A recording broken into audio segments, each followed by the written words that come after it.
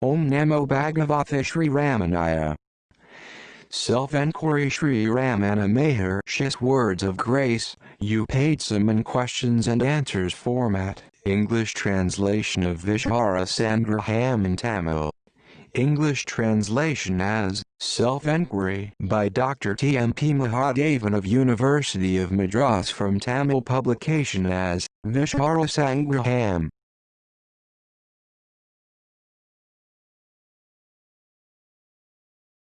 Published by V.S. Ramanand President Sri Ramana's Ramam Tiruvannamalai 606603 India 8th edition 1971 reprint 1994.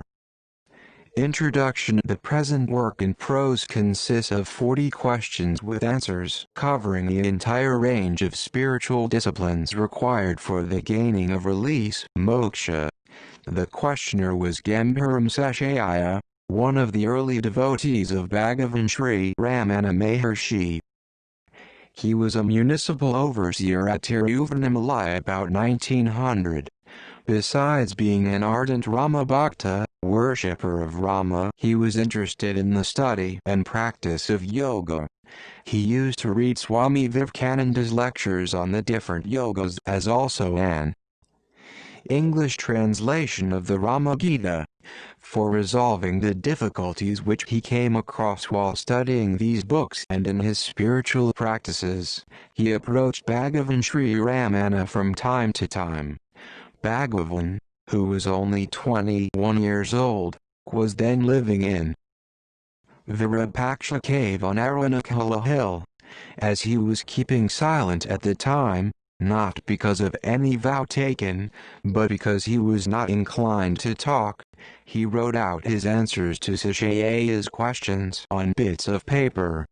These writings over the period 1900–1902 were later copied in a notebook by Seshaya. The material thus gathered was published by Sri Ramana's Ramam under the little Vichara Sangraham, which literally means a compendium of self-enquiry. A digest of the teaching contained in this work was later printed in English bearing the title, Self-Enquiry. In that English version, the questions were omitted and the substance of Bhagavan's teaching was given, classifying it in 12 short chapters with appropriate headings. The present English translation is of the entire original text Vichara Sangraham as it is in Tamil. The Vichara Sangraham has unique value in the sense that it constitutes the first set of instructions given by Bhagavan in his own handwriting. A careful study of the instructions given by Bhagavan here will reveal that they are based on his own plenary experience, as confirmed by the sacred texts which were brought to his notice by the early devotees and which he perused for the purpose of clearing the doubts that arose in the minds of the devotees. In the course of his instructions, Bhagavan makes use of such expressions as, "The scriptures declare, thus say the sages," etc. He also cites passages from texts like the Bhagavad Gita and the Vivekachudamani, and once he mentions by name the Ribu Gita. But it is quite clear that these citations are offered only as confirmations of the truth discovered by Bhagavan himself in his own experience. The basic teaching is that of Advaita Vedanta. The plenary experience of the non-dual self is the goal. Enquiry into the nature of the self is the means. When the mind identifies the self with the not-self, the body, etc., there is bondage. When this wrong identification is removed through the enquiry, who am I? There is release. Thus, self-enquiry is the direct path taught by Bhagavan Ramana. The I experience is common to all. Of all thoughts, the I thought is the first to arise. What one has to do is to inquire into the source of the I thought. This is the reverse process of what ordinarily happens in the life of the mind. The mind inquires into the constitution and source of everything else which, on examination, will be found to be its own projection. It does not reflect on itself and trace itself to its source. Self-discovery can be achieved by giving the mind an inward turn. This is not to be confused with the introspection of which the psychologists speak. Self-enquiry is not the mind's inspection of its own contents. It is tracing the mind's first mode, the I thought, to its source, which is the self. When there is proper and persistent enquiry, the I thought also ceases and there is the wordless illumination of the form, I, which is the pure consciousness. This is release, freedom from bondage. The method by which this is accomplished, as has been shown, is enquiry, which, in Vedanta, is termed jnana, knowledge. True devotion, bhakti, meditation, dhyana, and concentration, yoga, are identical therewith. As Bhagavan makes it perfectly clear, not to forget the plenary self-experience is real devotion, mind control, knowledge, and all other austerities. In the language of devotion, the final goal may be described as the resolution of the mind in its source, which is God, the self. In that of technical yoga, it may be described as the dissolution of the mind in the heart lotus. These are only different ways of expressing the same truth. The path of self-enquiry is found difficult by those who have not acquired the necessary competence for it. The mind should first be rendered pure and one-pointed. This is done through meditation, etc. So, the various paths, in their secondary sense, are auxiliaries to the direct path, which is self-enquiry. In this context, Bhagavan refers to 3 grades of aspirants: the highest, the medium, and the lowest. For the highest type of aspirants, the path prescribed is Vedanta enquiry. Through this path, the mind becomes quiescent in the self and finally ceases to be, leaving the pure self-experience untarnished and resplendent. The path for the medium is meditation on the self. Meditation consists in directing a continuous flow of the mind towards the same object. There are several modes of meditation. The best mode is that which is of the form, I am the self. This mode eventually culminates in self-realization. For the lowest grade of aspirants, the discipline that is useful is breath control, which in turn results in mind control. Bhagavan explains the difference between jnana yoga, path of knowledge, and dhyana yoga, path of meditation. Thus, jnana is like subduing a self-willed bull by coaxing it with the help of a sheaf of green grass, while dhyana is like controlling it by using force. Just as there are 8 limbs for dhyana yoga, there are 8 for jnana yoga. The limbs of the latter are more proximate to the final stage than those of the former. For instance, while the pranayama of technical yoga consists in regulating and restraining breath, the pranayama that is a limb of jnana relates to rejecting the name and form world, which is non-real, and realizing the real, which is existence, consciousness, bliss. Realization of the self can be gained in this very life. In fact, self-realization is not something which is to be gained afresh. We are already the self. The self alone is. It is ignorance that makes us imagine that we have not realized the self. When this ignorance is removed through self-knowledge, we realize our eternal self-nature. One who has gained this realization is called a jivan mukta, liberated while living. To others, he may appear to continue to tenant a body. For the benefit of those others, it is stated that the body will continue so long as the residue of the prarabdha karma, that karma of the past which has begun to fructify in the shape of the present body, lasts, and that when the momentum is spent, the body will fall and the jivan mukta will become a videha mukta. But from the standpoint of the absolute truth, there is no difference in mukti. What needs to be understood is that mukti, or release, is the inalienable nature of the self.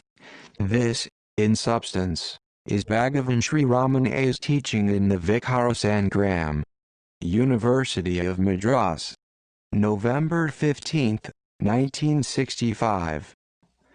Note to the 8th edition 1971. The earliest edition of this work in question-answer form I have come across is dated 1930, published by Shivalingam Udaliyar and V. Subramania Enquiry and printed at Saravana Baba Press, Madras. This bears a foreword by Muruganar which is dated June 16, 1930. It is mentioned in the foreword that it was Natyanananda that edited the work in question-answer form. In his preface, Natyanananda observes that the work contains the teachings given in writing by Bhagavan Ramana to Gambhiram Seshaya in the years 1901–1902. It is in the question-answer form that this work is included in the collected works in Tamil in its early editions, published by the Ashramam. In the third edition published in 1940, as well as in subsequent editions, the self-enquiry appears in the form of a digest. In the footnote that occurs at the end of the publisher's note, it is stated that the manuscript copy given by Gambhiram Seshaya's brother was edited by Shivaprakasam Pillai and was put into question-answer form by Natyanananda. Madras, January 18, 1971. Sri Ramana Maharshi. PDF download website selfdefinition.org. Ramana Self-Enquiry PDF. Self-Enquiry, Vichara Sangraham of Bhagavan Sri Ramana Maharshi. Invocation. Is there any way of adoring the Supreme which is all, except by abiding firmly as that? 1. Disciple, Master. What is the means to gain the state of eternal bliss, ever devoid of misery? Master.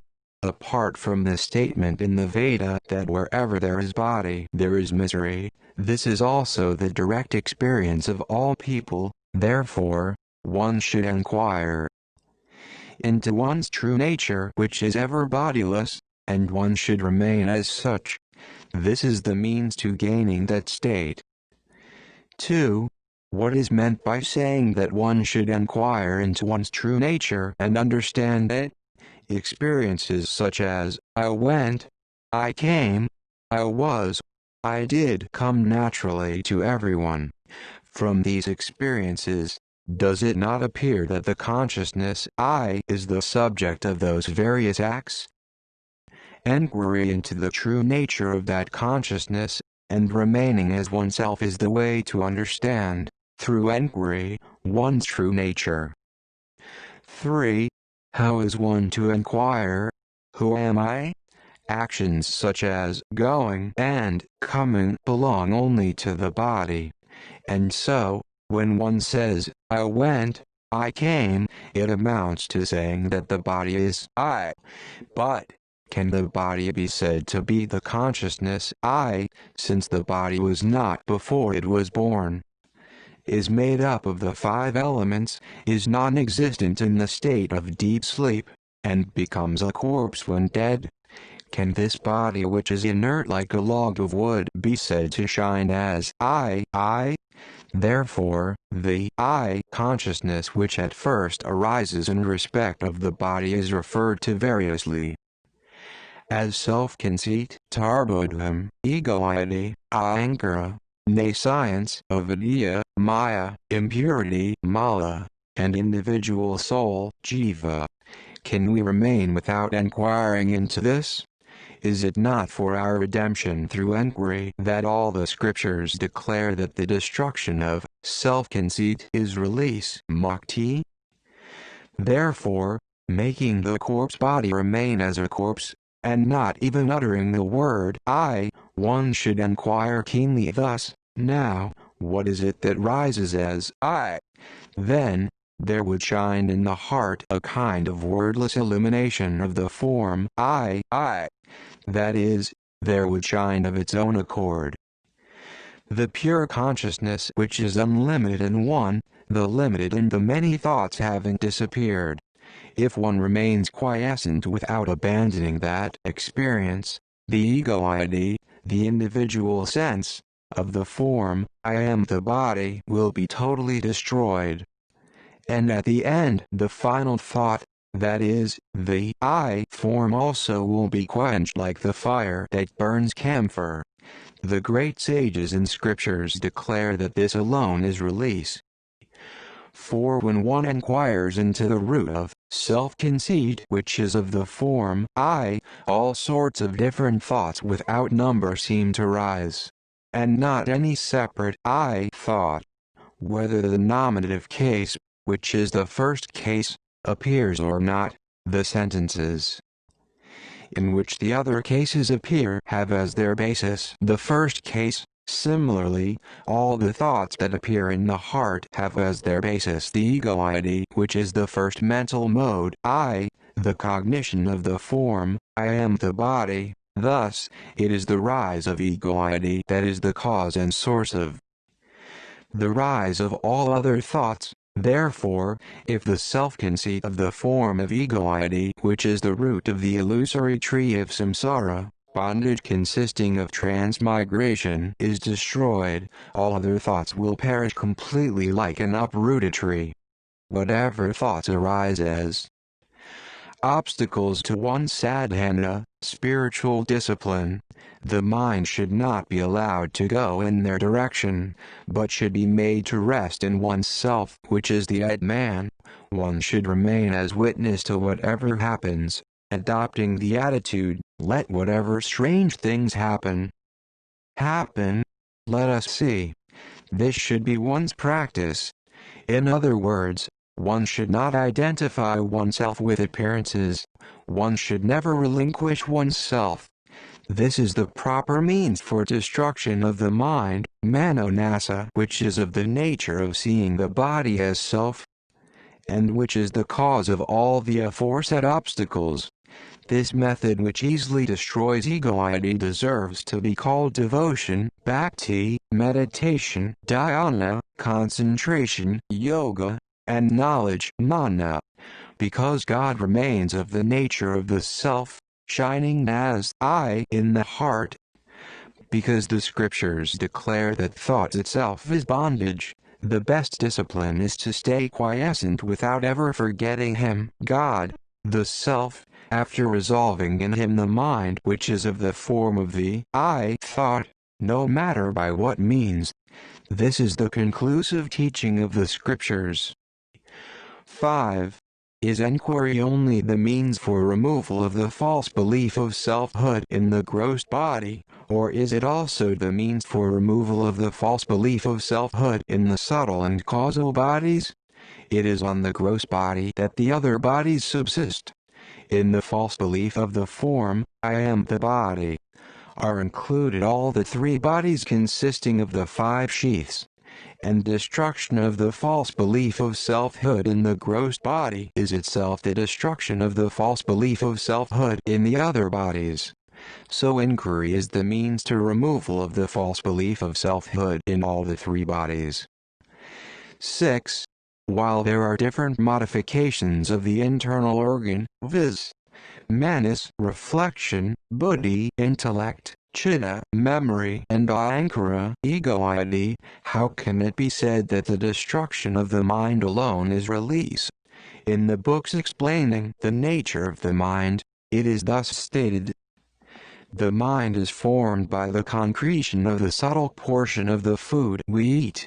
It grows with the passions such as attachment and aversion, desire and anger, being the aggregate of mind, intellect, memory and ego-ID. It receives the collective singular name, mind. The characteristics that it bears are thinking, determining, etc.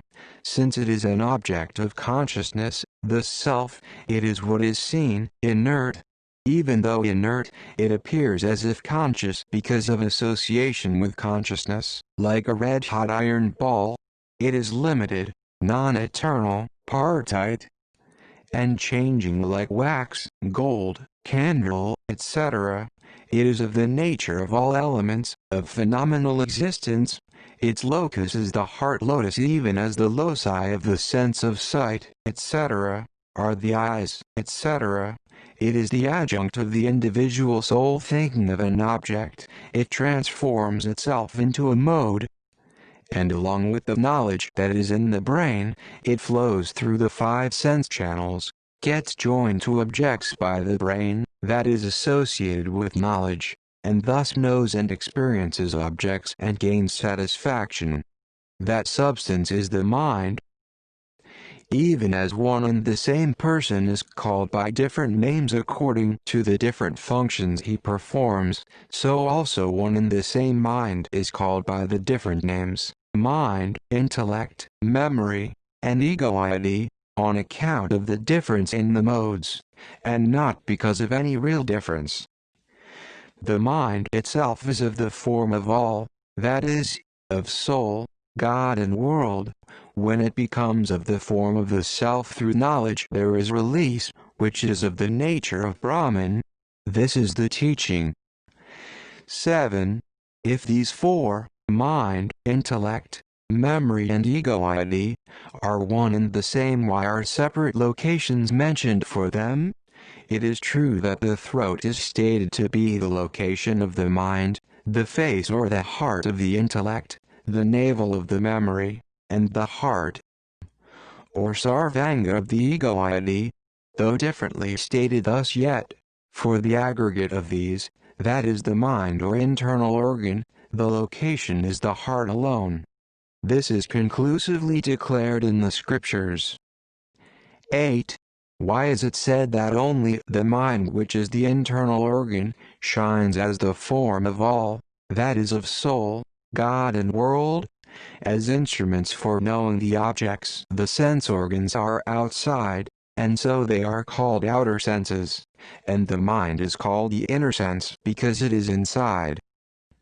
But the distinction between inner and outer is only with reference to the body. In truth, there is neither inner or outer. The mind's nature is to remain pure like ether. What is referred to as the heart or the mind is the collocation of the elements of phenomenal existence that appear as inner and outer.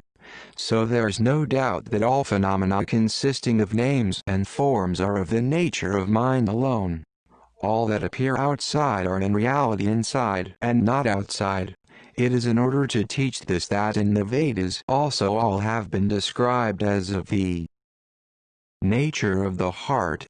What is called the heart is no other than Brahman. 9. How can it be said that the heart is no other than Brahman? Although the self enjoys its experiences in the states of waking, dream, and deep sleep, residing respectively in the eyes, throat and heart, in reality, however, it never leaves its principal seat, the heart. In the heart lotus, which is of the nature of all, in other words in the mind ether, the light of that self in the form I shines. As it shines thus in everybody, this very self is referred to as the witness, Sakshi, and the transcendent, Turiya, literally the fourth. The I, less supreme Brahman, which shines in all bodies as interior to the light in the form I, is the self-ether, or knowledge ether. That alone is the absolute reality. This is the super-transcendent, Turiyatita. Therefore, it is stated that what is called the heart is no other than Brahman. Moreover, for the reason that Brahman shines in the hearts of all souls as the self, the name heart is given to Brahman. The meaning of the word hridayam, when split thus, hridayam, is in fact Brahman. The adequate evidence for the fact that Brahman, which shines as the self, resides in the hearts of all is that all people indicate themselves by pointing to the chest when saying I. 10. If the entire universe is of the form of mind, then does it not follow that the universe is an illusion? If that be the case, why is the creation of the universe mentioned in the Veda? There is no doubt whatsoever that the universe is the merest illusion. The principal purport of the Veda is to make known the true Brahman, after showing the apparent universe to be false.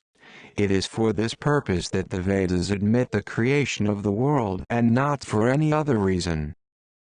Moreover, for the less qualified persons creation is taught, that is the phased evolution of Prakriti, primal nature, Mahatattva, the great intellect, Tanmatras, the subtle essences, Bhushas, the gross elements, the world, the body, etc., from Brahman, while for the more qualified, simultaneous creation is taught, that is, that this world arose like a dream on account of one's own thoughts induced by the defect of not knowing oneself as the self. Thus, from the fact that the creation of the world has been described in different ways, it is clear that the purport of the Vedas rests only in teaching the true nature of Brahman after showing somehow or other the illusory nature of the universe. That the world is illusory, everyone can directly know in the state of realization which is in the form of experience of one's bliss nature. 11. Is self-experience possible for the mind, whose nature is constant change? Since sattva-gyana, the constituent of prakriti which makes for purity, intelligence, etc., is the nature of mind, and since the mind is pure and undefiled like ether, what is called mind is, in truth, of the nature of knowledge. When it stays in that natural, that is, pure state, it has not even the name mind. It is only the erroneous knowledge which mistakes one for another that is called mind. What was originally the pure sattva mind, of the nature of pure knowledge, forgets its knowledge nature on account of nescience, gets transformed into the world under the influence of tamo-gyana, that is, the constituent of prakriti which makes for dullness, inertness, etc. Being under the influence of rajo-gyana, that is, the constituent of prakriti which makes for activity, passions, etc. Imagines, I am the body, etc. The world is real. It acquires the consequent merit and demerit through attachment, aversion, etc., and, through the residual impressions, vasanas thereof, attains birth and death. But the mind, which has got rid of its defilement, sin, through action without attachment performed in many past lives, listens to the teaching of scripture from a true guru, reflects on its meaning, and meditates in order to gain the natural state of the mental mode of the form of the self, i.e. of the form, I am Brahman, which is the result of the continued contemplation of Brahman. Thus will be removed the mind's transformation into the world in the aspect of tamo-gyana, and its roving therein in the aspect of rajo-gyana. When this removal takes place, the mind becomes subtle and unmoving. It is only by the mind that is impure and is under the influence of rajas and tamas that reality, that is, the self which is very subtle and unchanging, cannot be experienced, just as a piece of fine silk cloth cannot be stitched with a heavy crowbar, or as the details of subtle objects cannot be distinguished by the light of a lamp flame that flickers in the wind. But in the pure mind that has been rendered subtle and unmoving by the meditation described above, the self-bliss, that is, Brahman, will become manifest. As without mind there cannot be experience, it is possible for the purified mind endowed with the extremely subtle mode vritti to experience the self-bliss by remaining in that form, that is, in the form of Brahman. Then, that one's self is of the nature of Brahman will be clearly experienced. 12. Is the aforesaid self-experience possible, even in the state of empirical existence? For the mind which has to perform functions in accordance with its prarabdha, the past karma which has begun to fructify, a Brahmin may play various parts in a drama, yet the thought that he is a Brahmin does not leave his mind. Similarly, when one is engaged in various empirical acts, there should be the firm conviction, I am the self, without allowing the false idea, I am the body, etc., to rise. If the mind should stray away from its state, then immediately one should inquire, oh, we are not the body, etc. Who are we? And thus one should reinstate the mind in that pure state. The enquiry, who am I, is the principal means to the removal of all misery and the attainment of the supreme bliss. When in this manner the mind becomes quiescent in its own state, self-experience arises of its own accord, without any hindrance. Thereafter sensory pleasures and pains will not affect the mind. All phenomena will appear then, without attachment, like a dream. Never forgetting one's plenary self-experience is real bhakti, devotion, yoga, mind control, gnana, knowledge, and all other austerities. Thus say the sages. 13. When there is activity in regard to works, we are neither the agents of those works nor their enjoyers. The activity is of the three instruments, that is, the mind, speech, and body. Could we remain unattached thinking thus? After the mind has been made to stay in the self which is its deity, and has been rendered indifferent to empirical matters because it does not stray away from the self, how can the mind think as mentioned above? Do not such thoughts constitute bondage?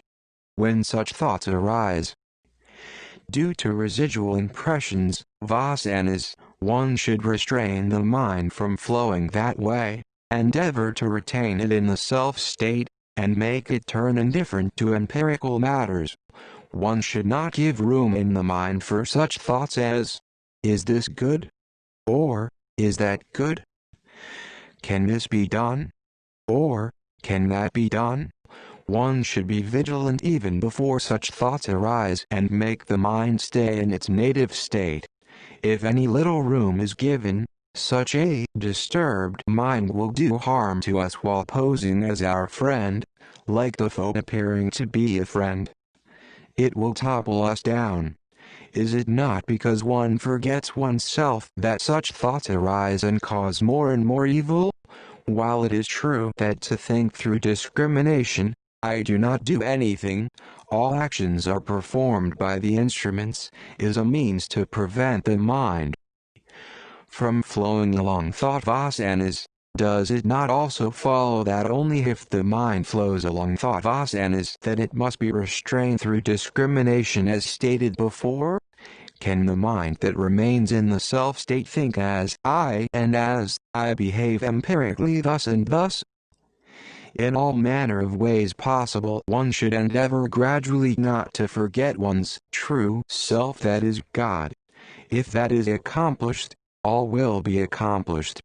The mind should not be directed to any other matter. Even though one may perform, like a mad person, the actions that are the result of prarabdha karma, one should retain the mind in the self-state without letting the thought, I do, arise. Have not countless bhaktas, devotees, performed their numerous empirical functions with an attitude of indifference?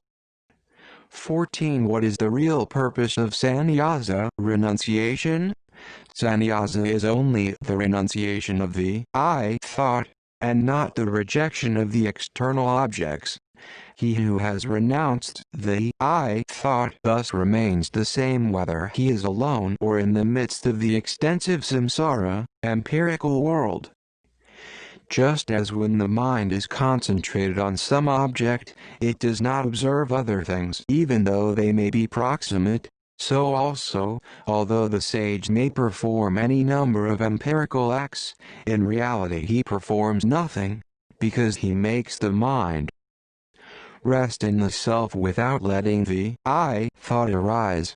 Even as in a dream one appears to fall head downwards, while in reality one is unmoving, so also the ignorant person, that is, the person for whom the I thought has not ceased, although he remains alone in constant meditation, is in fact one who performs all empirical actions. 3 Thus the wise ones have said. 15. The mind, sense organs, etc., have the ability to perceive. Yet why are they regarded as perceived objects? 1. Drik, knower, the seer drisya, known object, pot, that is, the seen object. Further. 2. Drik, the eye organ drisya, body, pot, etc. 3. Drik, the sense of sight drisya, the eye organ. 4. Drik, the mind drisya, the sense of sight. 5. Drik, the individual soul drisya, the mind. 6. Drik, consciousness, the self drisya, the individual soul. As shown in the above scheme, since we, the consciousness, know all objects, we are said to be drik, knower. The categories ending with pot are the objects seen, since they are what are known. In the table of knowledge, ignorance, that is, knower known, given above. Among the knowers and objects of knowledge, it is seen that one is knower in relation to another, yet, since that one is object in relation to another, none of those categories is, in reality, the knower. Although we are said to be the knower because we know all, and not the known. Because we are not known by anything else, we are said to be the knower only in relation to the known objects. In truth, however, what is called the known is not apart from us, and so we are the reality that transcends those two, the knower and the known. All the others fall within the knower-known categories. 16. How do ego-id, soul, self, and Brahman come to be identified? 1. The example, the iron ball, the exemplified, ego-id. 2. The example, the heated iron ball, the exemplified, the soul which appears as superimposition on the self. 3. The example, the fire that is in the heated iron ball, the exemplified, the light of consciousness, the immutable Brahman, which shines in the soul and everybody. 4.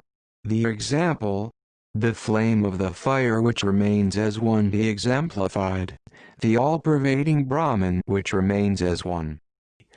From the examples given above, it will be clear how ego-id, soul, witness, and all witness come to be identified.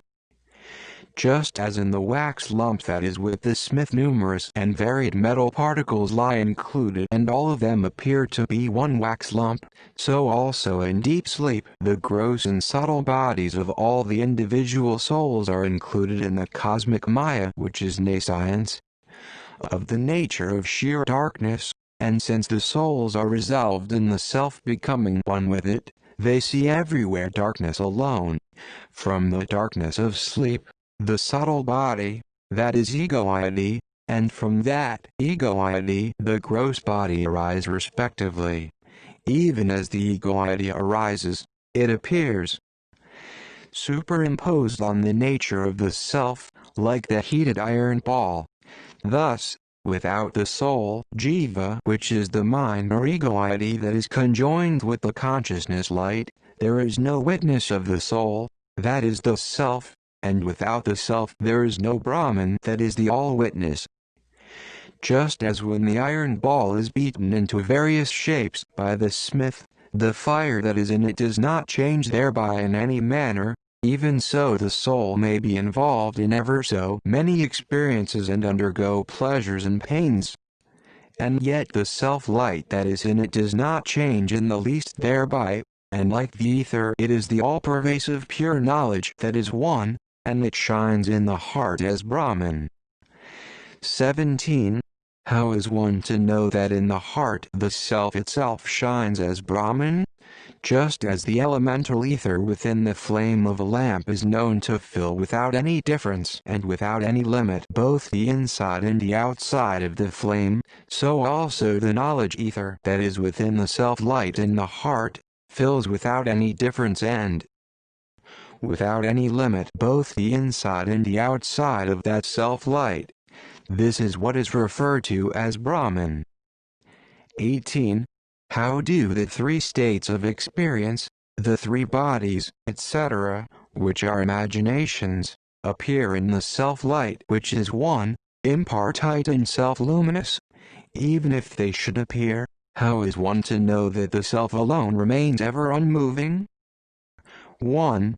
The example, the lamp the exemplified, the self. 2. The example, the door the exemplified, sleep. 3. The example, the doorstep the exemplified, Mahatattva. 4. The example, inner wall the exemplified, nescience or causal body. 5. The example, the mirror the exemplified, the ego-id. 6. The example, the windows the exemplified, the five cognitive sense organs. 7. The example, the inner chamber the exemplified, deep sleep in which causal body is manifest. 8. The example, the middle chamber the exemplified, dream in which the subtle body is manifest. 9. The example, the outer court the exemplified, waking state in which the gross body is manifest. The self which is the lamp, 1, shines of its own accord in the inner chamber, that is, the causal body, 7, that is endowed with nescience as the inner wall, 4, and sleep as the door, 2, when by the vital principle as conditioned by time, karma, etc., the sleep door is opened. There occurs a reflection of the self in the ego-id mirror, 5, that is placed next to the doorstep, Mahatattva. The ego-id mirror thus illumines the middle chamber, that is, the dream state, 8, and, through the windows which are the five cognitive sense organs, 6, the outer court, 9, that is, the waking state. When, again, by the vital principle as conditioned by time, karma, etc., the sleep door gets shut, the ego-id ceases along with waking and dream, and the self alone ever shines. The example just given explains how the self is unmoving, how there is difference between the self and the ego-id, and how the three states of experience, the three bodies, etc., appear. 19. Although I have listened to the explanation of the characteristics of enquiry in such great detail, my mind has not gained even a little peace. What is the reason for this? The reason is the absence of strength or one-pointedness of the mind. 20. What is the reason for the absence of mental strength? The means that make one qualified for enquiry are meditation, yoga, etc.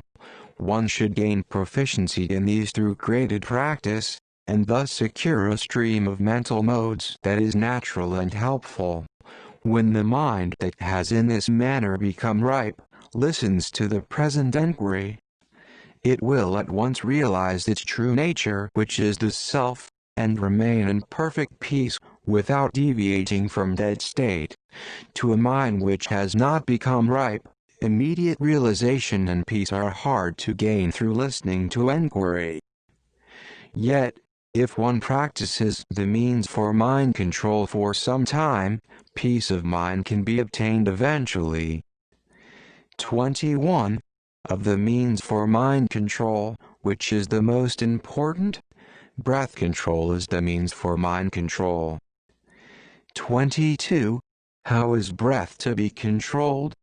Breath can be controlled either by absolute retention of breath, kevala-kumbhaka, or by regulation of breath, pranayama. 23. What is absolute retention of breath? It is making the vital air stay firmly in the heart even without exhalation and inhalation. This is achieved through meditation on the vital principle, etc. 24. What is regulation of breath? It is making the vital air stay firmly in the heart through exhalation, inhalation, and retention, according to the instructions given in the yoga text. 25. How is breath control the means for mind control? There is no doubt that breath control is the means for mind control, because the mind, like breath, is a part of air, because the nature of mobility is common to both, because the place of origin is the same for both, and because when one of them is controlled the other gets controlled. 26. Since breath control leads only to quiescence of the mind, manalaya, and not to its destruction, manonasa, how can it be said that breath control is the means for enquiry which aims at the destruction of mind? The scriptures teach the means for gaining self-realization in two modes, as the yoga with 8 limbs, Ashtanga yoga, and as knowledge with 8 limbs, Ashtanga jnana. By regulation of breath, pranayama, or by absolute retention thereof, kevala-kumbhaka, which is one of the limbs of yoga, the mind gets controlled. Without leaving the mind at that, if one practices the further discipline such as withdrawal of the mind from external objects, pratyahara, then at the end, self-realization which is the fruit of enquiry will surely be gained. 27. What are the limbs of yoga? Yama, niyama, asana, pranayama, pratyahara, dharana, dhyana, and samadhi. Of these, 1. Yama. This stands for the cultivation of such principles of good conduct as non-violence, ahimsa, truth, satya, non-stealing, asteya, celibacy, brahmacharya, and non-possession, aparigraha. 2. Niyama. This stands for the observance of such rules of good conduct as purity, saocha, contentment, santosha, austerity, tapas, study of the sacred texts, svadhyaya, and devotion to God, isvara-pranidhana. 3. Asana. Of the different postures, 84 are the main ones. Of these, again, 4, that is, Sima, Bhadra, Padma, and Siddha are said to be excellent. Of these 2, it is only Siddha that is the most excellent. Thus the yoga texts declare. 4. Pranayama. According to the measures prescribed in the sacred texts, exhaling the vital air is rikaka, inhaling is puraka, and retaining it in the heart is kumbhaka. As regards measure, some texts say that rikaka and puraka should be equal in measure, and kumbhaka twice that measure, while other texts say that if rikaka is 1 measure, puraka should be of 2 measures, and kumbhaka of 4. By measure, what is meant is the time that would be taken for the utterance of the Gayatri mantra once. Thus pranayama consisting of rikaka, puraka, and kumbhaka should be practiced daily according to ability, slowly and gradually. Then, there would arise for the mind a desire to rest in happiness without moving. After this, one should practice pratyahara. 5. Pratyahara. This is regulating the mind by preventing it from flowing towards the external names and forms. The mind, which had been till then distracted, now becomes controlled. The aids in this respect are 1. Meditation on the pranava, 2. Fixing the attention betwixt the eyebrows. 3. Looking at the tip of the nose. And 4. Reflection on anatta. The mind that has thus become one-pointed will be fit to stay in one place. After this, dharana should be practiced. 6. Dharana. This is fixing the mind in a locus which is fit for meditation. The loci that are eminently fit for meditation are the heart and Brahmarandhra, aperture in the crown of the head.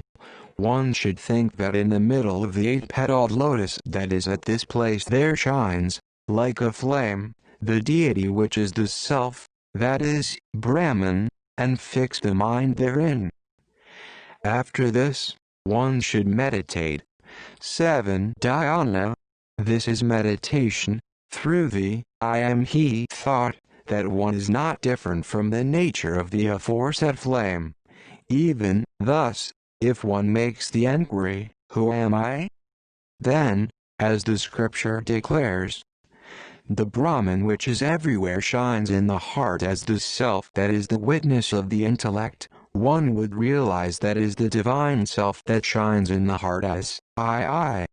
This mode of reflection is the best meditation. 8. Samadhi. As a result of the fruition of the aforesaid meditation, the mind gets resolved in the object of meditation without harboring the ideas, I am such and such, I am doing this and this. The subtle state in which even the thought, I disappears is samadhi. If one practices this every day, seeing to it that sleep does not supervene, God will soon confer on one the supreme state of quiescence of mind. 28. What is the purport of the teaching that in pratyahara one should meditate on the pranava? The purport of prescribing meditation on the pranava is this. The pranava is omkara consisting of 3.5 matras, that is, A, U, M, and Artamatra. Of these, A stands for the waking state, Vivajiva, and the gross body, U stands for the dream state Jasajiva, and the subtle body, M stands for the sleep state, Prajnajiva, and the causal body. The Artamatra represents the Turiya, which is the self or I nature, and what is beyond that is the state of Uriyatita, or pure bliss. The fourth state, which is the state of I nature, was referred to in the section on meditation, dhyana. This has been variously described as of the nature of amitra, which includes the 3 matras, A, U, and M, as monakshara, silent syllable, as a japa, as muttering without muttering, and as the Advaita mantra, which is the essence of all mantras such as panchakshara. In order to get at this true significance, one should meditate on the pranava. This is meditation which is of the nature of devotion, consisting in a reflection on the truth of the self. The fruition of this process is samadhi, which yields release, which is the state of unsurpassed bliss. The revered gurus also have said that release is to be gained only by devotion, which is of the nature of reflection on the truth of the self. 29. What is the purport of the teaching that one should meditate, through the I am he thought, on the truth that one is not different from the self-luminous reality that shines like a flame? A. The purport of teaching that one should cultivate the idea that one is not different from the self-luminous reality is this. Scripture defines meditation in these words, in the middle of the 8-petaled heart lotus, which is of the nature of all, and which is referred to as Kailasa, Vaikuntha, and Paramapada, there is the reality which is of the size of the thumb, which is dazzling like lightning and which shines like a flame. By meditating on it, a person gains immortality.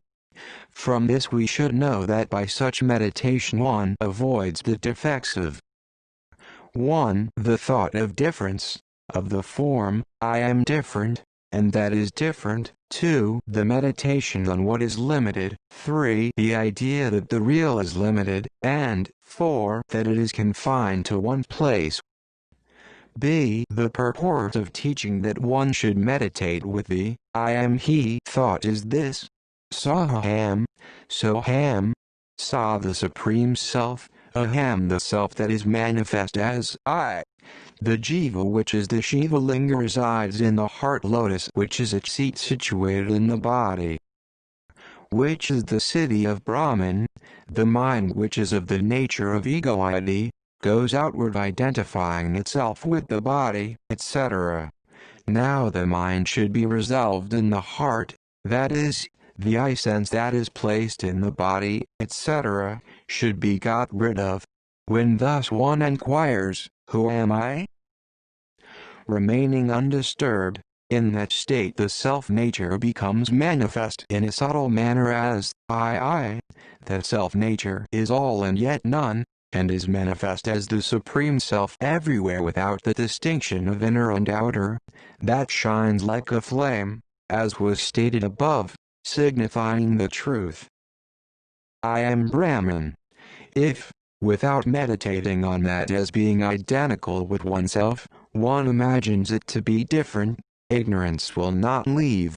Hence, the identity meditation is prescribed. If one meditates for a long time, without disturbance, on the self ceaselessly, with the I am he thought, which is the technique of reflection on the self, the darkness of ignorance which is in the heart and all the impediments which are but the effects of ignorance will be removed, and the plenary wisdom will be gained. Thus, realizing the reality in the heart cave which is in the city of Brahman, that is, the body, is the same as realizing the all-perfect God. In the city with 9 gates, which is the body, the wise one resides at ease. The body is the temple, the jiva is God, Shiva. If one worships him with the I am he thought, one will gain release. The body, which consists of the 5 sheaths, is the cave, the supreme that resides there is the Lord of the cave. Thus the scriptures declare. Since the self is the reality of all the gods, the meditation on the self, which is oneself, is the greatest of all meditations. All other meditations are included in this. It is for gaining this that the other meditations are prescribed. So, if this is gained, the others are not necessary. Knowing oneself is knowing God. Without knowing oneself that meditates, imagining that there is a deity which is different and meditating on it, is compared by the great ones to the act of measuring with one's foot one's own shadow, and to the search for a trivial conch after throwing away a priceless gem that is already in one's possession. 30. Even though the heart and the Brahmarandhra alone are the loci fit for meditation, could one meditate, if necessary, on the 6 mystic centers, adharas, the 6 mystic centers, etc., which are said to be loci of meditation, are but products of imagination. All these are meant for beginners in yoga. With reference to meditation on the 6 centers, the Shiva yogins say, God, who is of the nature of the non-dual, plenary, consciousness self, manifests, sustains and resolves us all. It is a great sin to spoil that reality by superimposing on it various names and forms such as Ganapati, Brahma, Vishnu, Rudra, Mahasvara, and Sadashiva. And the Vedantins declare, all those are but imaginations of the mind. Therefore, if one knows oneself, which is of the nature of consciousness that knows everything, one knows everything. The great ones have also said, when that one is known as it is in itself, all that has not been known becomes known. If we who are endowed with various thoughts meditate on God, that is the self, we would get rid of the plurality of thoughts by that one thought. And then even that one thought would vanish. This is what is meant by saying that knowing one's self is knowing God. This knowledge is release. 31. How is one to think of the self? The self is self-luminous without darkness and light, and is the reality which is self-manifest.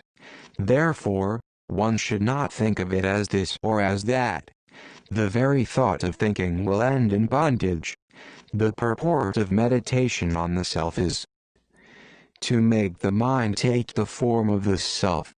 In the middle of the heart cave, the pure Brahman is directly manifest as the self in the form I. Can there be greater ignorance than to think of it in manifold ways, without knowing it as aforementioned? 32. It was stated that Brahman is manifest as the self in the form I, in the heart. To facilitate an understanding of this statement, can it be still further explained? Is it not within the experience of all that during deep sleep, swoon, etc., there is no knowledge whatsoever? That is, neither self-knowledge nor other knowledge. Afterwards, when there is experience of the form, I have woken up from sleep or I have recovered from swoon, is that not a mode of specific knowledge that has arisen from the aforementioned distinctionless state? The specific knowledge is called vijnana. This vijnana becomes manifest only as pertaining to either the self or the not-self, and not by itself. When it pertains to the self, it is called true knowledge, knowledge in the form of that mental mode whose object is the self, or knowledge, which has for its content the impartite self, and when it relates to the not-self, it is called ignorance. The state of this vijnana, when it pertains to the self and is manifest as of the form of the self, is said to be the I manifestation. This manifestation cannot take place as apart from the real, that is, the self. It is this manifestation that serves as the mark for the direct experience of the real. Yet, this by itself cannot constitute the states of being the real. That, depending on which this manifestation takes place, is the basic reality, which is also called prajnana. The Vedantic text, Prajnanam Brahma, teaches the same truth. Know this as the purport of the scripture also. The self which is self-luminous and the witness of everything manifests itself as residing in the vijnanakosa, sheath of the intellect. By the mental mode which is impartite, sees this self as your goal and enjoy it as the self. 33. What is that which is called the inner worship or worship of the attributeless? In texts such as the Rebhu-gita, the worship of the attributeless has been elaborately explained as a separate discipline. Yet, all disciplines such as sacrifice, charity, austerity, observance of vows, japa, yoga, and puja are, in effect, modes of meditation of the form, I am Brahman. So, in all the modes of disciplines, one should see to it that one does not stray away from the thought, I am Brahman. This is the purport of the worship of the attributeless. 34. What are the 8 limbs of knowledge, jnana ashtanga? The 8 limbs are those which have been already mentioned, that is, yama, niyama, etc., but differently defined. Of these, 1. Yama. This is controlling the aggregate of sense organs, realizing the defects that are present in the world consisting of the body, etc. 2. Niyama. This is maintaining a stream of mental modes that relate to the self and rejecting the contrary modes. In other words, it means love that arises uninterruptedly for the Supreme Self. 3. Asana. That with the help of which constant meditation on Brahman is made possible with ease is asana. 4. Pranayama, rikaka, exhalation, is removing the 2 unreal aspects of name and form from the objects constituting the world, the body, etc. Puraka. Inhalation is grasping the three real aspects, existence, consciousness and bliss, which are constant in those objects, and kumbhaka is retaining those aspects thus grasped. 5. Pratyahara. This is preventing name and form which have been removed from re-entering the mind. 6. Dharana.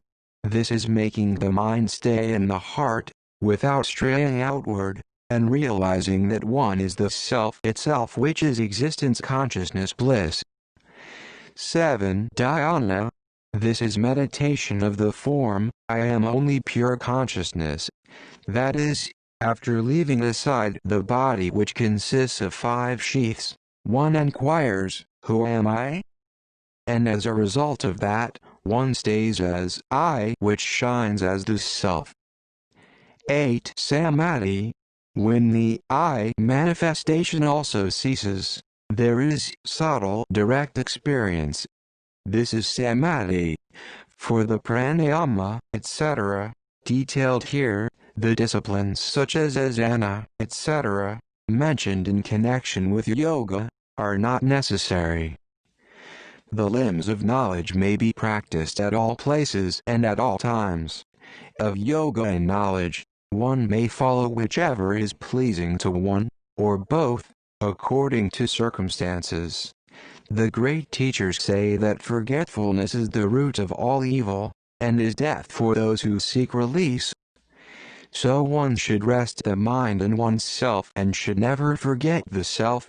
This is the aim. If the mind is controlled, all else can be controlled. The distinction between yoga with 8 limbs and knowledge with 8 limbs has been set forth elaborately in the sacred texts. So only the substance of this teaching has been given here. 35. Is it possible to practice at the same time the pranayama belonging to yoga and the pranayama pertaining to knowledge? So long as the mind has not been made to rest in the heart, either through absolute retention, kevala-kumbhaka, or through enquiry, vichara, puraka, etc., are needed.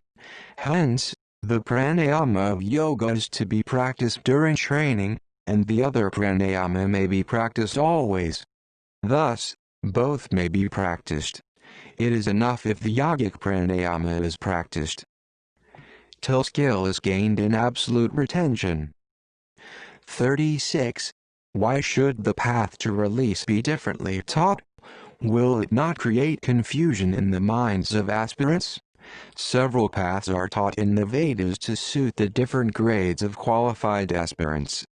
Yet, since release is but the destruction of mind, all efforts have for their aim the control of mind. Although the modes of meditation may appear to be different from one another, in the end all of them become one. There is no need to doubt this. One may adopt that path which suits the maturity of one's mind. The control of prana, which is yoga, and the control of mind, which is jnana, these are the 2 principal means for the destruction of mind. To some, the former may appear easy, and to others the latter. Yet, jnana is like subduing a turbulent bull by coaxing it with green grass, while yoga is like controlling through the use of force.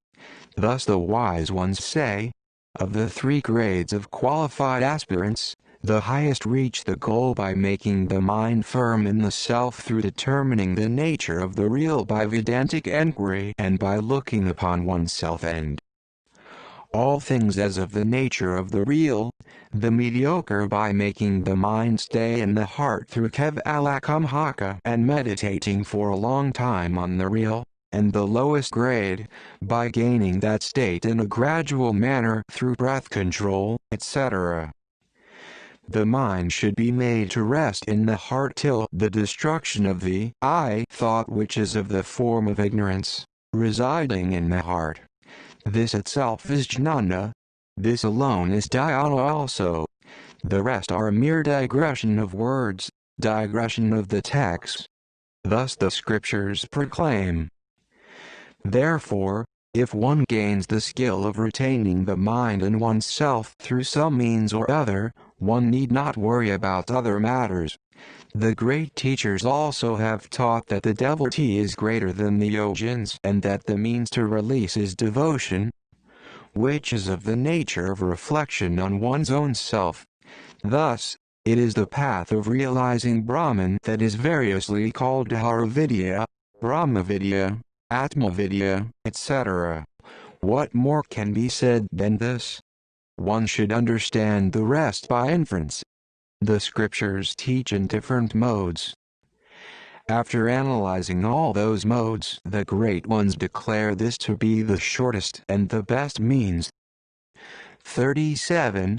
By practicing the disciplines taught above, one may get rid of the obstacles that are in the mind, that is, ignorance, doubt, error, etc., and thereby attain quiescence of mind. Yet, there is one last doubt. After the mind has been resolved in the heart, there is only consciousness shining as the plenary reality. When thus the mind has assumed the form of the self, who is there to inquire? Such enquiry would result in self-worship. It would be like the story of the shepherd searching for the sheep that was all the time on his shoulders. The jiva itself is Shiva. Shiva himself is the jiva. It is true that the jiva is no other than Shiva. When the grain is hidden inside the husk, it is called paddy. When it is dehusked, it is called rice. Similarly, so long as one is bound by karma, one remains a jiva. When the bond of ignorance is broken, one shines as Shiva, the deity.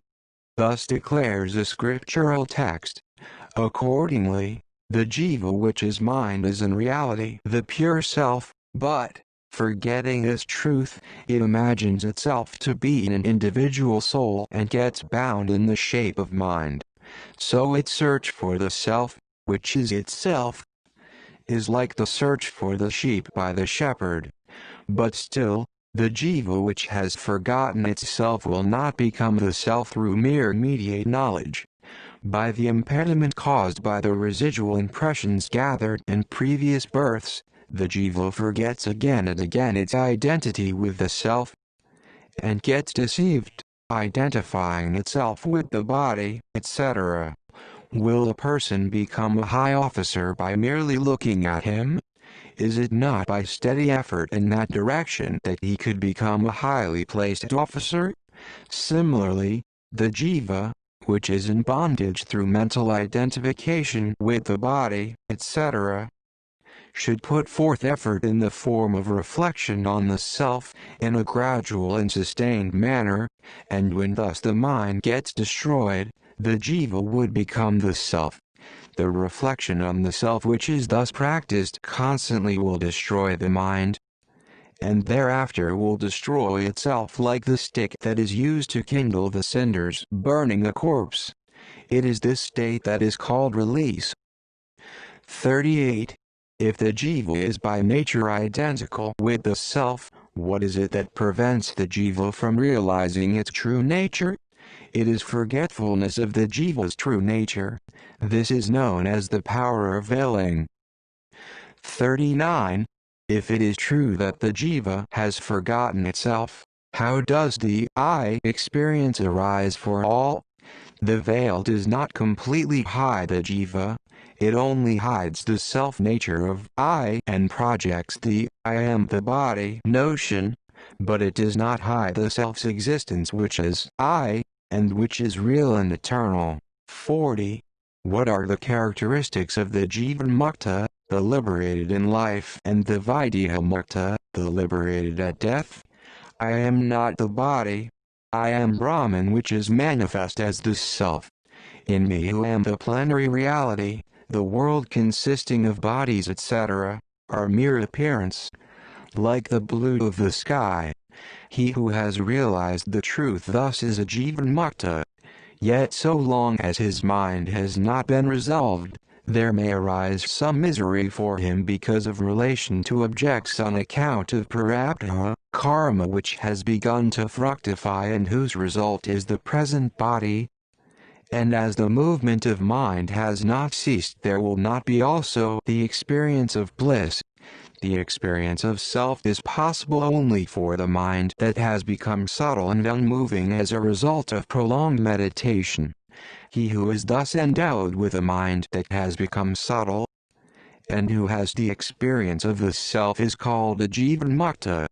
It is the state of jivanmukti that is referred to as the attributeless Brahman and as the turiya, when even the subtle mind gets resolved, and experience of self ceases, and when one is immersed in the ocean of bliss, and has become one with it without any differentiated existence, one is called a Vidyahamukta. It is the state of Vidyahamukti that is referred to as the transcendent attributeless Brahman and as the transcendent Turiya. This is the final goal. Because of the grades in misery and happiness, the released ones, the Jivanmuktas and Vidyahamuktas, may be spoken of as belonging to four categories: Brahmavid, Vara, Varyan, and Varishtha. But these distinctions are from the standpoint of the others who look at them. In reality, however, there are no distinctions in release gained through jnana. Obeisance may the feet of Ramana, the Master, who is the great Shiva himself and is also in human form, flourish forever. Om Namo Bhagavate Sri Ramanaya.